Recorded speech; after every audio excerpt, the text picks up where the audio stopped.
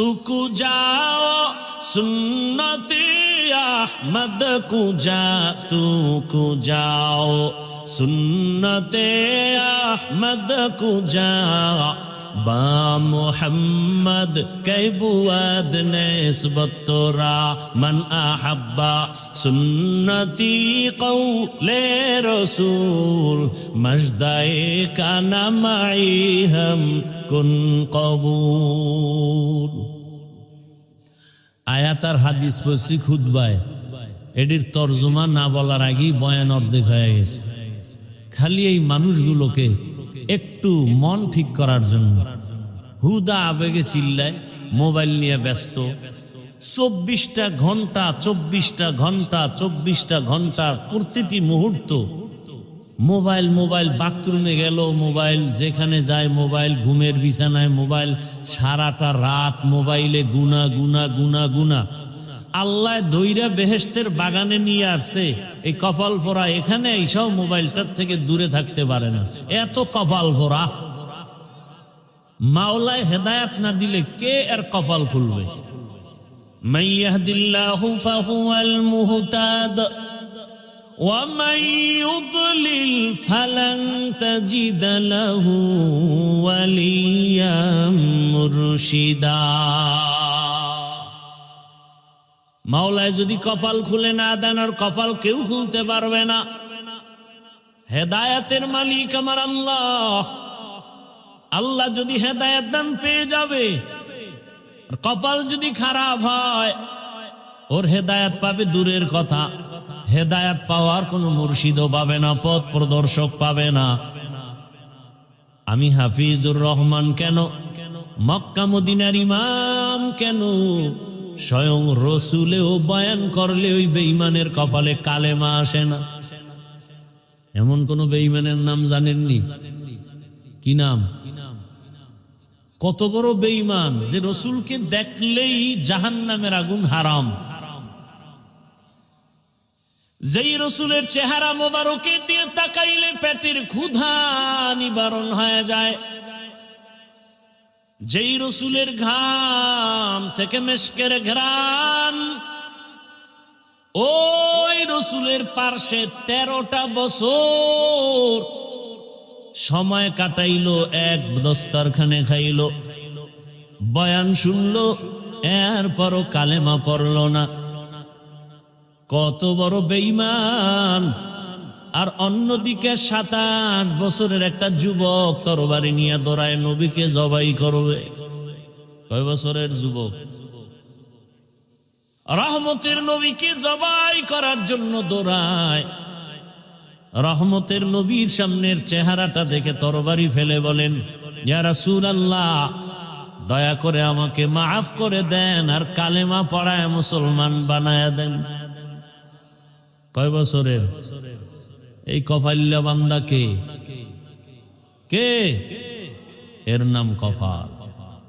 আবু জাহাল দুনিয়ায় নাই, ওমরে ফারুক রাদিয়াল্লাহু আনহু দুনিয়ায় নাই, অথচ ওদের চরিত্রের মানুষ এই প্যান্ডেলেও বসা আছে। আবু জাহালের চরিত্রের মানুষগুলো বয়ান শুনবে শুনবে শুনবে, কিন্তু চোখে পানি আসবে না। ভুল ভুল বের করে করে করে করে রাস্তা দিয়া যাবে, আর বলবে বয়ান এই জায়গায় ঠিক, ওই জায়গায় বেঠিক, এই জায়গায় ঠিক, ওই জায়গায় বেঠিক। আর ও যে দাড়ি রাখে না, ওর মোনাজাত কবুল হয় না, এজন্য কোনো পেরেশানি নাই। ও যে আমার রসুলের কলিজায় বারবার আঘাত করে, দাড়ি কেটের খবরই নাই। সুদের টাকায় ব্যবসা করে, এ নিয়ে কোনো পেরেশানি নাই। মা বাবার সাথে বেয়াদবি করে, এ নিয়ে কোনো পেরেশানি নাই। আল্লাহর হুকুম মতো কপালটা সেজদা দেয় না, আল্লাহর কুদরতের কদমে নিয়ে টেনশন নাই। আর ওমরের মেজাজওয়ালা যারা, ওরা গুনার সাগরে বসিয়া হঠাৎ করে মাথা গরম হয়ে যাবে, আরে আমি তো বড় গুনাহগার, জাহান্নামের আসামি, আমার মতো গুনাহগার এই ময়দানে কেউ নাই। জীবনে কম দাড়ি কাটলাম না, বেপরদায় চললাম না, মা বাবার সাথে বেয়াদবি কম করলাম না। ও আল্লাহ, আর কতদিন করব? কোন দিন যেন আজরাইল এসে ধাক্কা দিয়া নিয়ে যায়। আজকে থেকে তওবা করে ফেললাম, মরিয়া গেলে গলায় ছুরি লাগাবো, কিন্তু দাড়ির মধ্যে আর অস্ত্র লাগাবো না, নামাজ ছাড়বো না, মা বাবার দোয়া, শিক্ষকের দোয়া, উলামায়ে কেরামের পরামর্শ নিয়া আজকে থেকে নবীর আদর্শ অনুযায়ী চলবো। এই বলিয়া কান্না করে মোনাজাত দিয়া যাবে, ফজরের সময় মসজিদে নামাজে হাজির হয়ে যাবে। এলো ওমরের মেজাজওয়ালারা, দোনো দল এখানে আছে। টের পাইবেন মোনাজাতের আগে আগে কিছু কিছু বুজুর্গ উঠে চলে যাবে। এখন মোনাজাত লাগে না, গুনাহ নাই, মোনাজাত করবে কেন? গিয়া দেখবেন রাস্তায় বিড়ি টানে। আল্লাহ হেদায়াত দান করুন। তো বয়ান বুঝার চেষ্টা করেন, বুঝেন। আমি যে আয়াত ও হাদিস পড়ছি তর্জমাটা বলি নাই তো, বলছি? কথা হয় না, তর্জমাটা বলি, এরপরে কিছু ব্যাখ্যা। আল্লাহ যদি দয়া করেন আপনাদেরও দোয়া লাগবে। অনেক জায়গায় বয়ান করলে বয়ান করতেই থাকি, কখন টাইম চলে যায় খবরও থাকে না। আর অনেক জায়গায় বসলে বয়ান খুঁজা লাগে, কি করব। এসব কারিশমাই শ্রোতাদের অন্তরের আকর্ষণের উপর। রব্বে কারিমের রহমত তো আছেই, আল্লাহর দয়া ছাড়া তো হবে না। বাকি শ্রোতাদের অন্তরের আকর্ষণের উপরে বয়ান বের হবে। চুম্বুক, আপনি যতটুকু টানবেন ততটুকুই বের হবে। আল্লাহ মাহফিল শেষ দোয়া পর্যন্ত কবুল করেন। ভলিউম আর নাই। ইয়া আইয়ুহাল্লাযীনা আমানুত্তাকুল্লাহ, আল্লাহ বলেন, ও মুমিন তোমরা আল্লাহকে ভয় করো। ওয়া কুনু মা'আস সাদিকিন, পৃথিবীতে আল্লাহর প্রিয় বান্দা সত্যবাদী যারা, এদের বন্ধু হয়ে থাকো। নবীজি বলেন, মান তাশাব্বাহা বিকওমিন ফাহুয়া মিনহুম, যেই ব্যক্তি যেই দলের সাথে, যেই কওমের সাথে সম্পর্ক ভালোবাসা রাখবে, উঠা বসা করবে, কিয়ামতে তাদের সাথে উঠবে। আয়াত ও হাদিসের তরজমা শেষ। নবীজি কি বললেন? এটাকে বাংলা এভাবে বলে, যার সাথে যার মোহাব্বত। এটা হলো হাদিসের তরজমা। আপনাদের মোহাব্বত যদি থাকে আব্রাহাম লিঙ্কনের আদর্শের সাথে, তো কিয়ামতের ময়দানে তাদের সাথে হাসর। আপনাদের মোহাব্বত যদি থাকে, চলাফেরা যদি থাকে, ভালোবাসা থাকে মাও সেতুনের আদর্শের সাথে, লেলিনের আদর্শ, কালমার্সের আদর্শ, প্লেটোর আদর্শ, কিয়ামতের দিন তাদের সাথে হাসর হবে। কথা বুঝেননি? আপনার যদি মোহাব্বত থাকে, রাস্তায় নেমে কলিজা ফাটাইয়া স্লোগান দেন, আমরা মুজিব সৈনিক, দেন না? কথা বলেন না। আমি না বলছি আপনি মানেন বা না মানেন, সত্য কথাটা সাপোর্ট করেন যে হ্যাঁ এটা সত্য। আবার একদল বলে আমরা জিয়ার সৈনিক, আবার একদল স্লোগান দেয় রাস্তায় আমরা এরশাদের সৈনিক।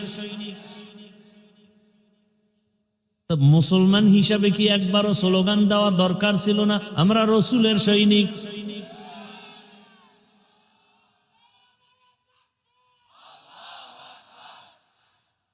বলা দরকার ছিল না?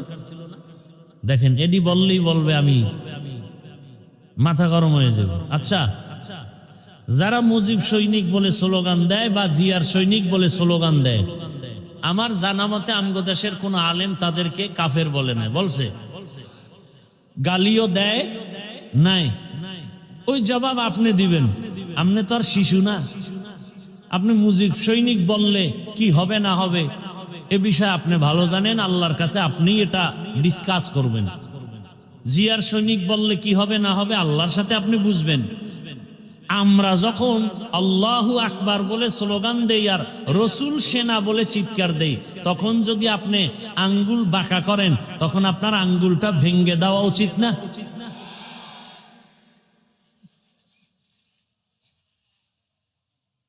কিন্তু আপনারা পারেন না কেন? ওই যে ভোটের আগে খাইছেন কি, যেই স্বামী শ্বশুর বাড়ির থেকে যৌতুক খায় ও আজীবন বউয়ের গোলামি করতে হয় না?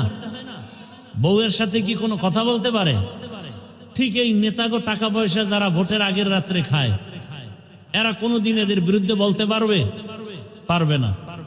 আর যারা টাকায় বিক্রি হয় নাই, এরা হুঙ্কার দিয়া বলছে টাকায় আমাদের কিনা যায় না। কি হইছে? রাস্তা দিয়া হাঁটে, এই যুবক, তোমার লাইনের যুবক, আমার লাইনের না, রাস্তা দিয়া হাঁটে, মানুষ এসে টাকা দেয়। যুবকরা সত্য কথাটা স্বীকার কর, তোরা তো ফেসবুক লয়ে ঘুমাও, আমি শুনে বলতেছি, তোমরা সাক্ষী দাও। কি ও রাস্তা দিয়ে হাঁটে, মানুষ এসে কি দেয়?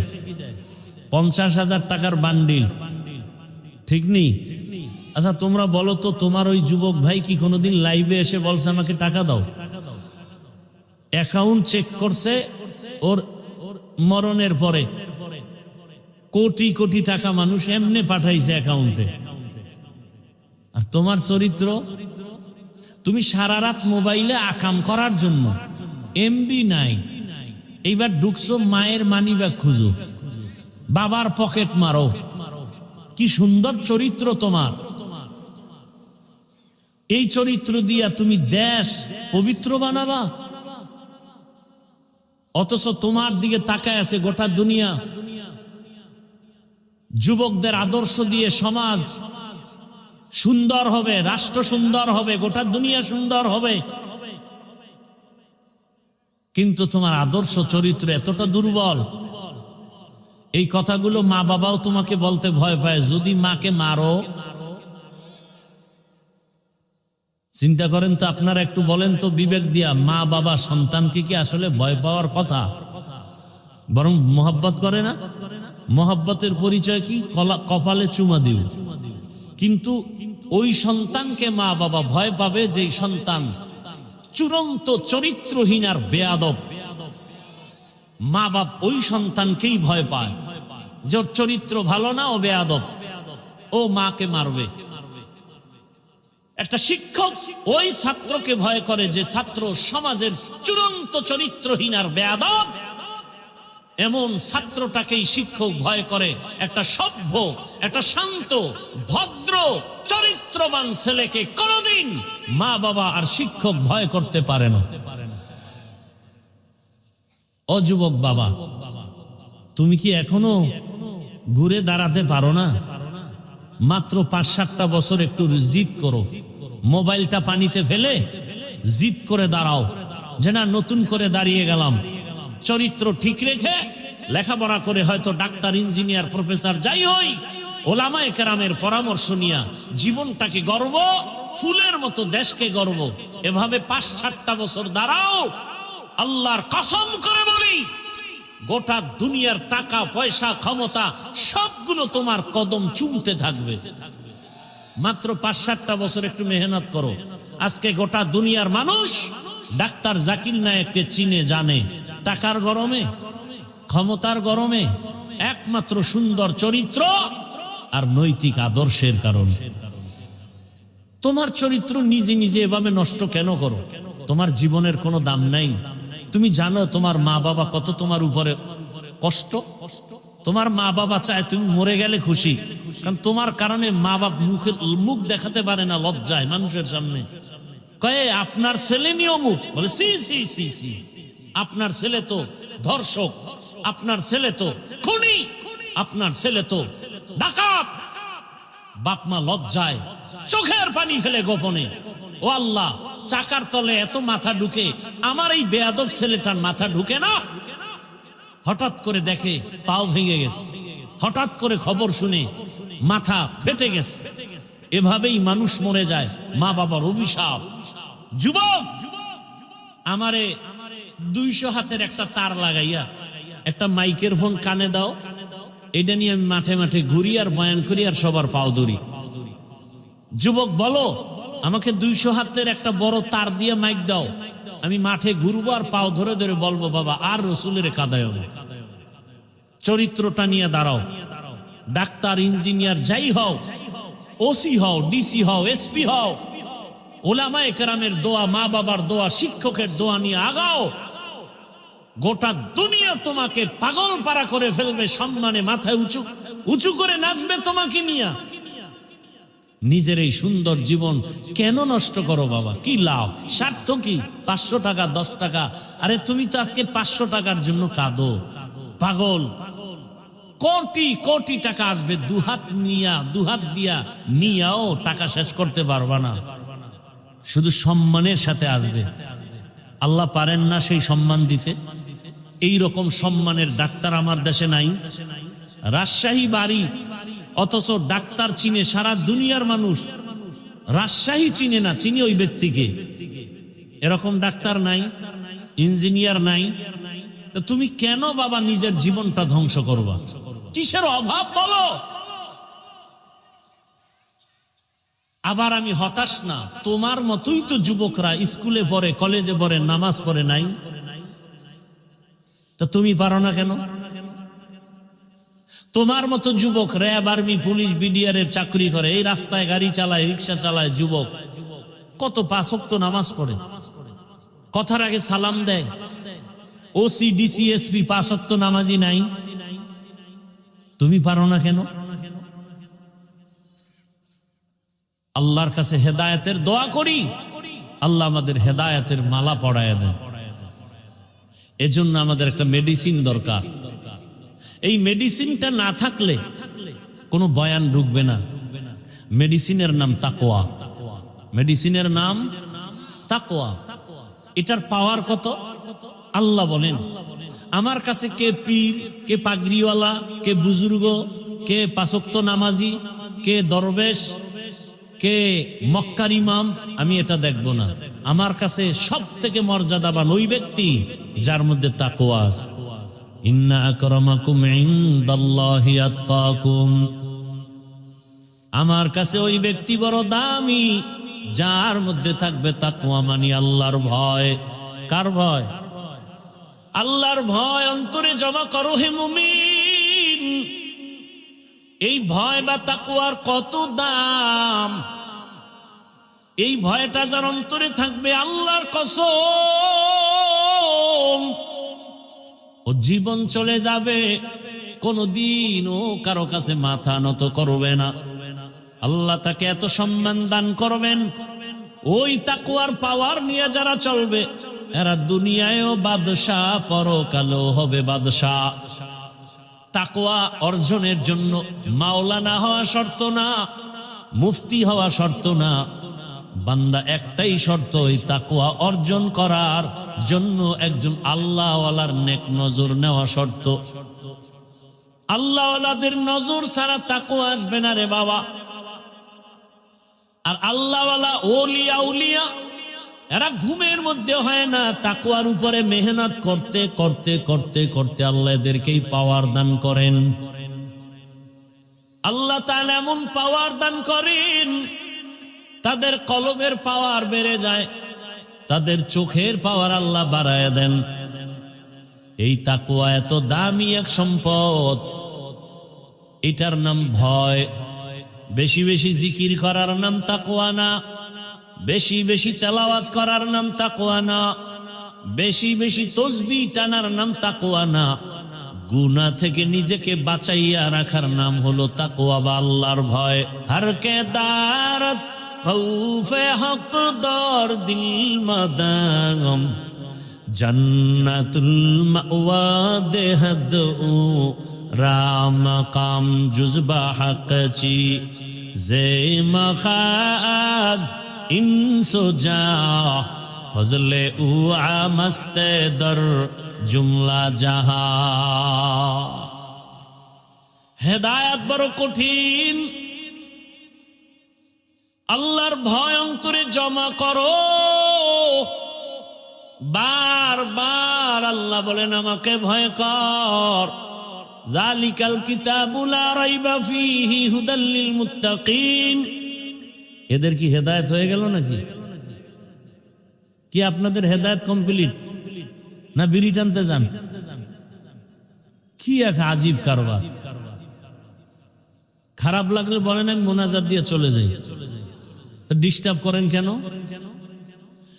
নিজেও ক্ষতিগ্রস্ত হলেন, আমাদেরও ক্ষতি করলেন, এমন কপাল নিয়ে দুনিয়াতে আসলেন কেন?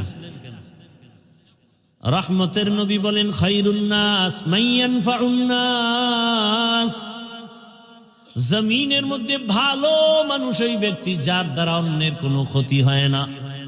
এটাই তো আসল তাকওয়া। তুমি নেক আমল করতে যদি নাও পারো, অন্তত দৃঢ়তার সাথে তুমি মজবুত হও, গুনাহ করা যাবে না, এর নাম তাকওয়া। কারো প্রশংসা যদি করতে না পারো, বদনাম করিও না, এর নাম তাকওয়া। কারো উপকার করতে যদি নাও পারো, কারো ক্ষতি করিও না, এর নাম তাকওয়া। এই তাকওয়া এত দামি। রহমতের নবীকেও আল্লাহ বলেন, আমাকে ভয় করেন। ইয়া আইয়ুহান নাবিয়্যুত্তাকিল্লাহ ওয়া লা তুতি'ল কাফিরিনা ওয়াল মুনাফিকিন। যেই নবীর জন্য আমার আল্লাহ আশেক, আমার আল্লাহ মুসা নবীর আশেক না, ঈসা নবীর আশেক না, বরং সব নবী রাসূল আমার আল্লাহ তাআলার আশেক। আর আমার আল্লাহ নিজে হলেন শুধু মুহাম্মদের আশিক। ইমামুল আউয়ালিনাল আখিরিন বারে সাদকা রাহমাতাল লিল আলামিন। ওগো নবীর উম্মতেরা,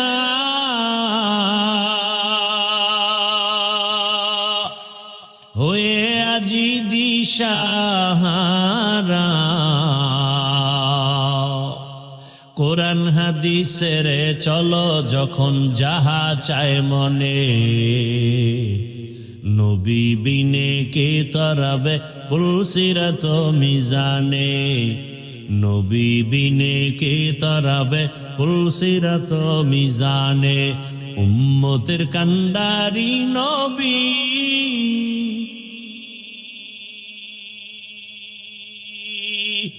কাঁদছেন উম্মতের লাগি,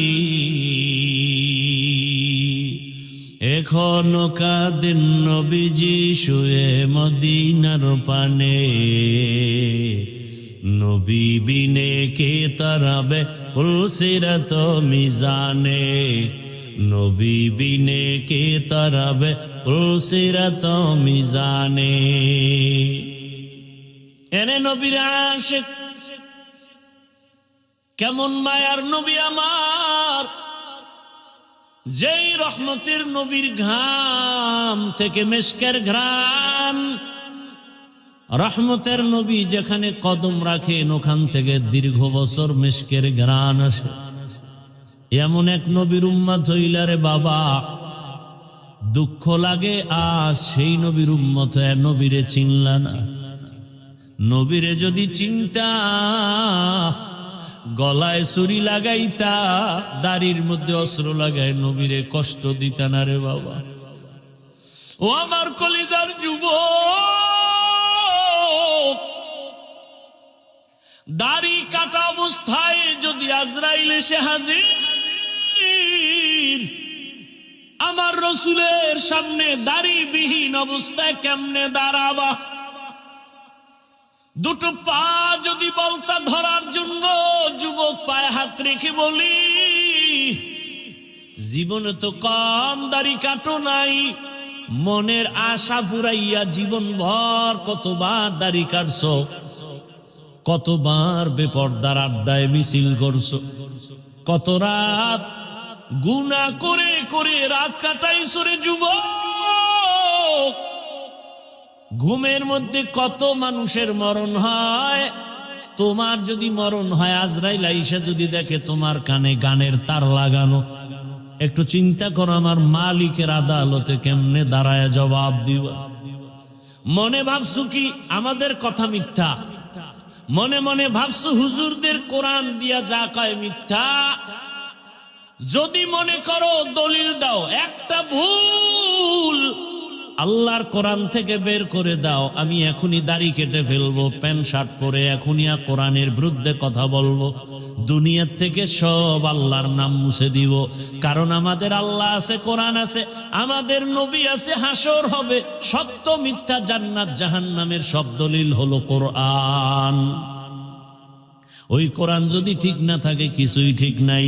কিন্তু তুমি কেন, তোমার থেকে বড় বড় বড় বড় বাহাদুরেরা কোরআনটারে নিয়ে রিসার্চ কম করে নাই, কিন্তু আজ পর্যন্ত একটা ভুল বের করতে কেউ পারে নাই, বরং বহু বিধর্মী কোরআনের কাছে গিয়া কালেমা পড়েছে।